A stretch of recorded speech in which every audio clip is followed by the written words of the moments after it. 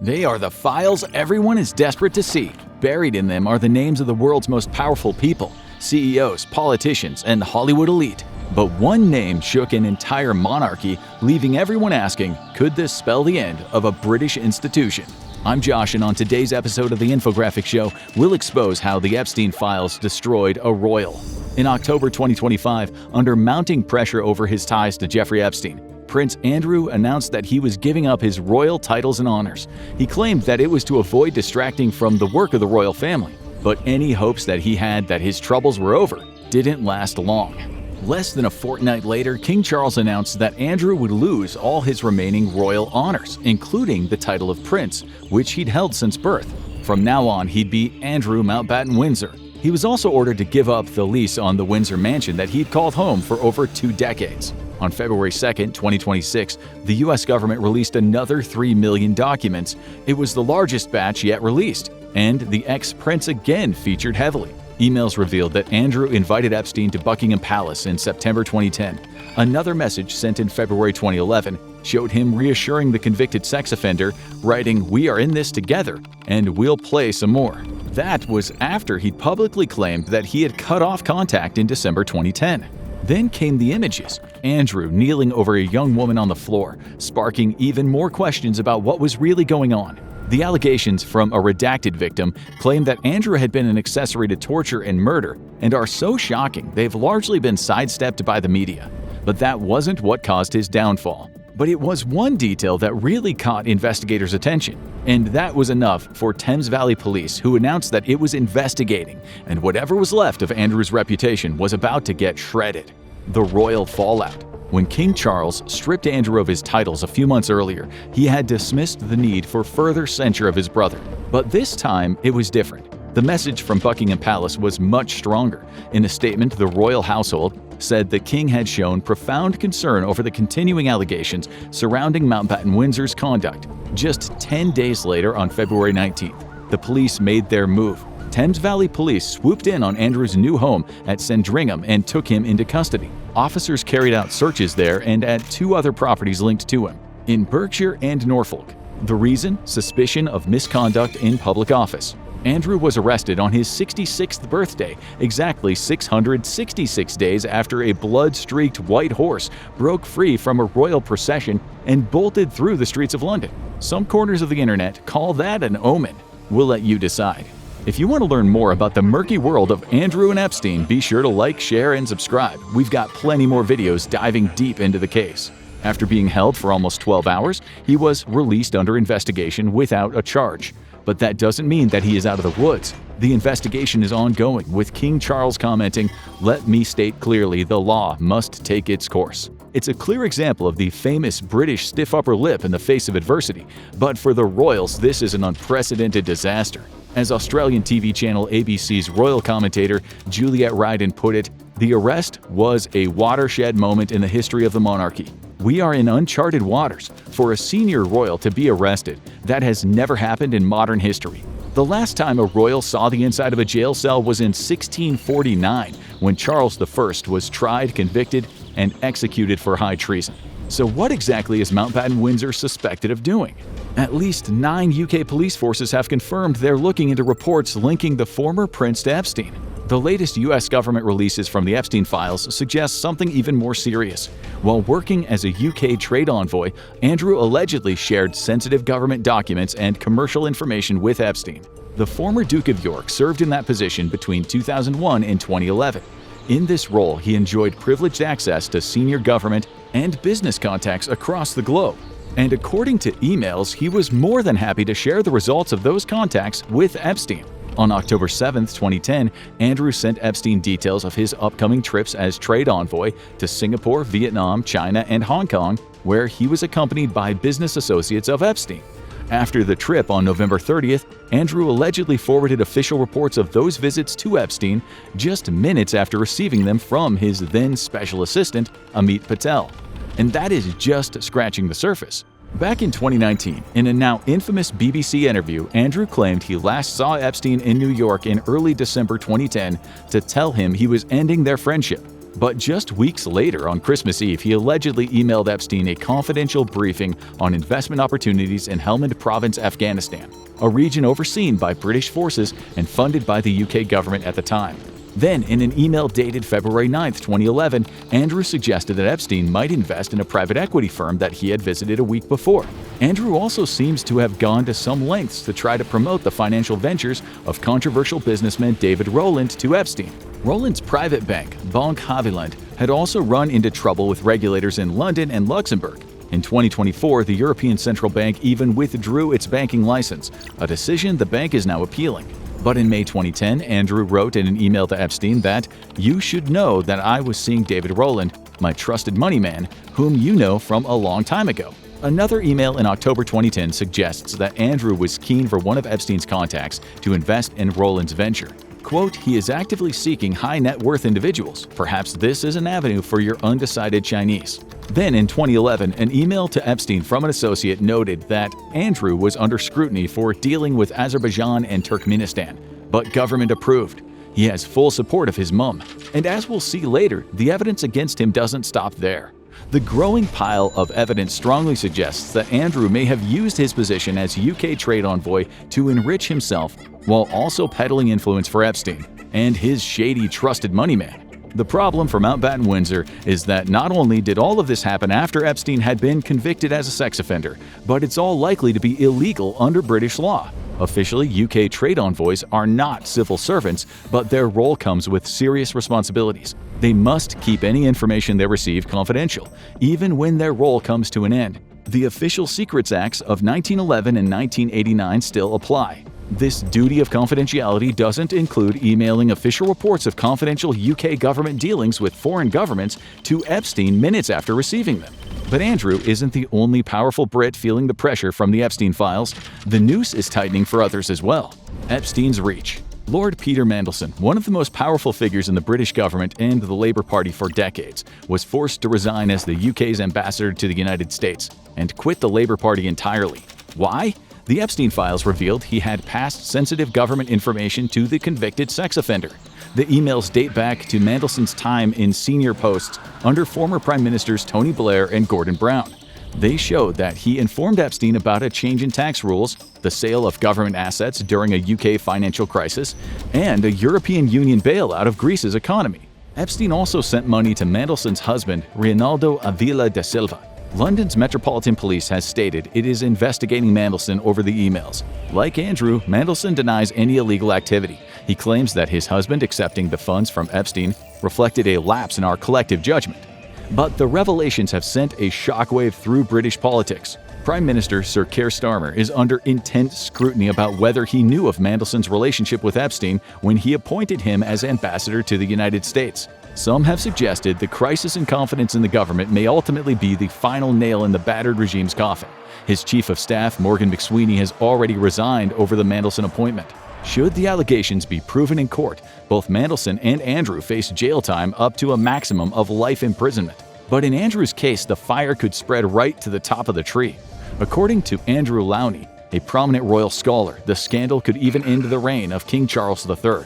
The issue is whether the king knew about Andrew's indiscretions and turned a blind eye. If the royal family knew about that and didn't deal with Andrew, then the crisis is not just one about Andrew, it's one about the king himself, Lowney told ABC News. If it turns out that the king tolerated Andrew's illegal activity, the scandalous fallout could cost him his throne. And if you thought a prince getting arrested was scandalous, imagine the old bill coming for the king. However, according to Dr. Jonathan Rogers, a criminal justice expert at Cambridge University, neither of them would be likely to see significant time behind bars if convicted. According to Rogers, the prosecutors would have to prove 4 things to secure a conviction. First, they would have to prove that the defendant held a public office. Second, that he willfully neglected or abused his position. Third, that his neglect or abuse was so bad as to amount to an abuse of the public's trust. And fourth, that there would be no particular defense for his actions. Rogers believes the likeliest outcome would be relatively mild. I would imagine that somebody convicted of comparable offenses would normally expect no more than 2 or 3 years of prison, he told ABC. Of course, this case would only deal with the dereliction of duty side of the Andrew Epstein saga, while leaving the much more sordid allegations unresolved. As some have suggested, the public misconduct case would be a convenient way to sweep them under the carpet. From Buckingham Palace's perspective, it's easy to understand why Charles, Andrew, and the rest of the royal gang would want to bury these allegations. The suspicions have been circling the ex-prince for almost 2 decades. Andrew's controversial past. On February 11, 2011, the New York Post published a front-page photo of Andrew and Epstein walking together in New York's Central Park. "Randy Andy with NYC sex creep, Prince and Purr," the headline read. Taken in December 2010, the photo was the first public connection between the two. Remember, Andrew claimed in that 2019 BBC interview that he had traveled to New York specifically to end his ties with Epstein.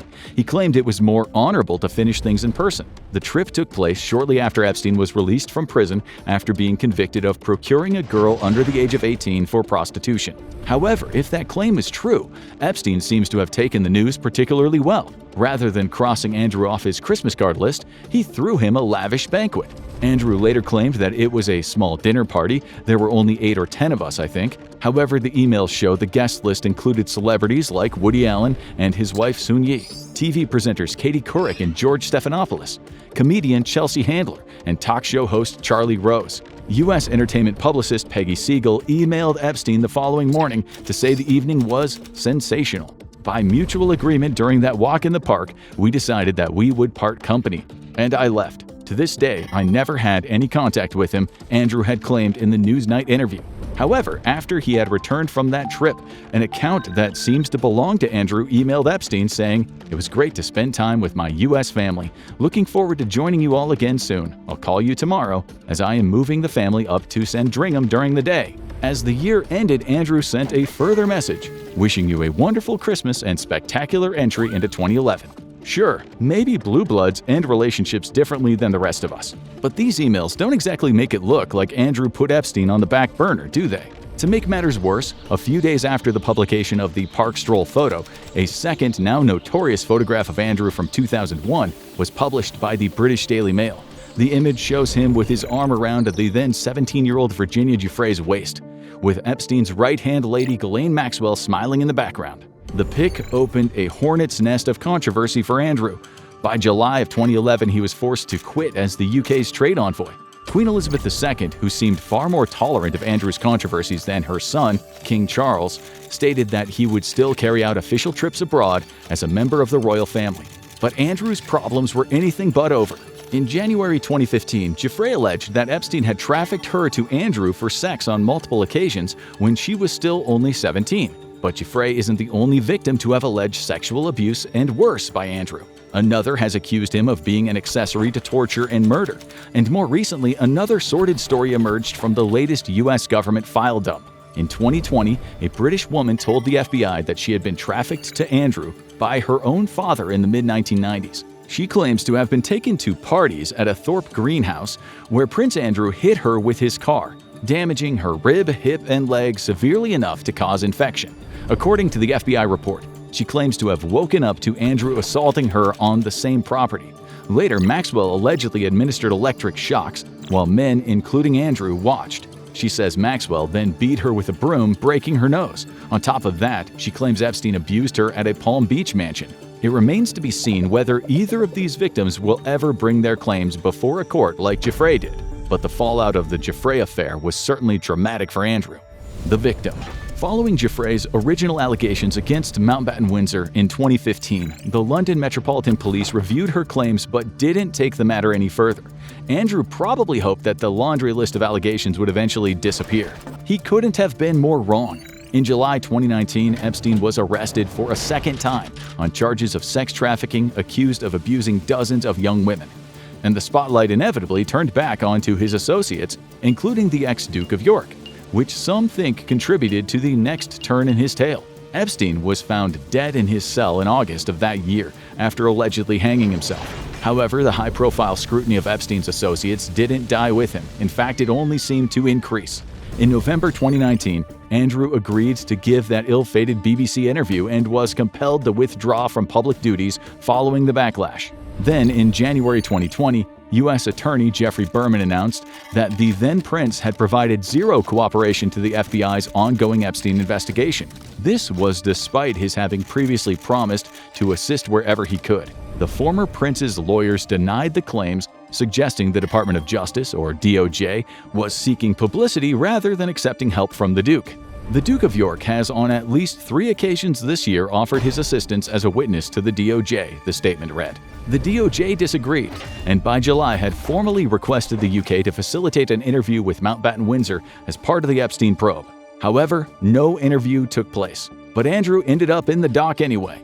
In August 2021, Giuffre sued him in the U.S. for sexual assault under the Child Victims Act. "I am holding Prince Andrew accountable for what he did to me," she stated, adding the powerful and rich are not exempt from being held responsible for their actions. She asserted that she had met the ex-duke while she traveled with Epstein between 2000 and 2002. Her lawyer said that she had been on call for Epstein for sexual purposes and was lent out to other powerful men, including the former prince. Giuffre alleged that Andrew had forced her to have sex with him at Maxwell's London home and abused her at Epstein's properties in Manhattan and on Little St. James, also known as Epstein Island. In the latter case, Giuffre claimed to have been involved in a disgusting orgy with Andrew Epstein and multiple girls. Andrew repeatedly denied the allegations, and the Met Police reportedly re-examined them. However, they announced in October that they had found insufficient evidence to pursue a criminal investigation. In January 2022, Andrew's legal team tried to have the case thrown out early. The court said no, meaning depositions and evidence gathering could move forward. Just a month later, a settlement was reached, sidestepping what could have been a hugely embarrassing trial. While he didn't admit to any of Giuffre's allegations, the ex-duke acknowledged that she had suffered as a victim of sexual abuse. The cost of the settlement has not been disclosed, but legal experts estimated it could be greater than $10 million. The source of the funds is also unclear, but it's rumored that the Queen funded at least some of it. But at least justice had been served. Or had it? In March 2025, Giuffre announced on Instagram that she had been involved in a bus crash and only had 4 days to live after doctors had told her that she was suffering kidney failure. And on April 25, 2025, she was found dead in her home in Neergabi, Western Australia. The long-running Epstein scandal, the bus crash, reported kidney failure, a custody battle with her husband, and a restraining order were all cited as contributing to her emotional state.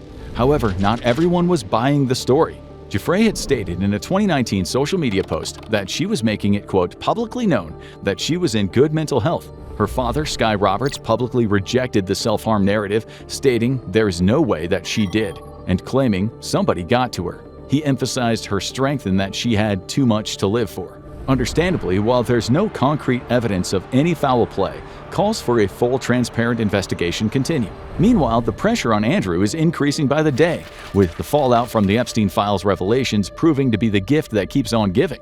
In late February 2026, former Prime Minister Gordon Brown formally demanded a police investigation into whether Andrew used taxpayer-funded military flights and Royal Air Force bases to meet with Epstein.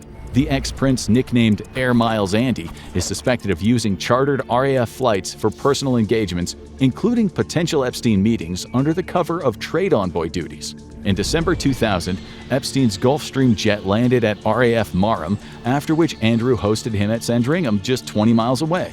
As shown in the Epstein files, Maxwell relayed a Telegraph reporter's query about the incident to Epstein, saying, "That's true and you should say so." Epstein replied, "Just spoke to Larry, Epstein's pilot. It's true." The BBC has subsequently revealed that Andrew also spent UK taxpayers' money on massages.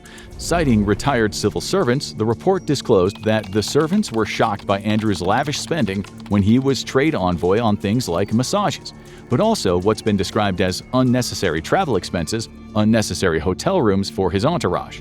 And if Andrew Lowney is correct, the worst might still be yet to come for Randy Andy. His book, entitled The Rise and Fall of the House of York, is a shocking exposé of what really took place between the disgraced prince and financier, and much more. Based on years of research, BBC archives, interviews, and leaked emails, Lowney's investigation paints a stark portrait: a man shielded by royal privilege, addicted to sex from childhood, and ultimately undone by his alliance with the world's most notorious sex offender. According to Lowney, Epstein described Andrew as his Super Bowl trophy.